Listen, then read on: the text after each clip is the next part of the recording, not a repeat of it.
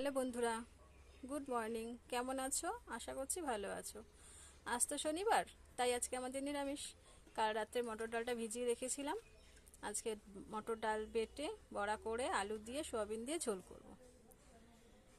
শনি শুক্রবার আমাদের আবার নিরামিষ হয়, তাই আজকে ভাবলাম একটু বড়ার ঝোল করি। ঠিক আছে, ডালটা আগে বেটে নিই, তারপর আবার তোমাদের সাথে গল্প করব। আমার ডালটা বাটা হয়ে গেছে। শুধু বাটাই হয়নি, আমি এর মধ্যে নুন, হলুদ, লঙ্কার গুঁড়ো দিয়ে মাখিয়ে নিয়েছি। এইবার আমি বড়া ভেজে নেব।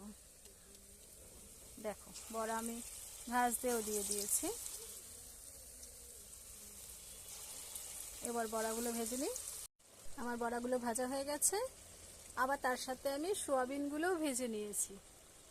এবার আলু আর টমেটোটাও ভেজে নিয়েছিলাম। তারপর এর মধ্যে জিরার গুঁড়ো, আগে প্রথমে আমি জিরা ফোড়ন দিয়েছি, তেজপাতা ফোড়ন দিয়েছি, তারপর জিরার গুঁড়ো, লঙ্কার গুঁড়ো, হলুদ, নুন দিয়ে কষালাম। এবার আমি জল দিয়ে দেবো, দিয়ে দিলাম জল। এবার ঝোলটা ফুটে গেল। এবার একে একে আমি বড়াগুলো দিয়ে দিলাম। কিন্তু জানো তো, আমি সব বড়া দেইনি, কিছুটা বড়া আবার আমি রেখে দিয়েছি। তারপর সোয়াবিনগুলো দিয়ে দিলাম। কিছুটা বড়া রেখে দিয়েছি কারণ আমার মেয়ে এসে বড়াটা খাবে, তাই। এবার ওপর দিয়ে আমি ধনে পাতা দিয়ে দেবো।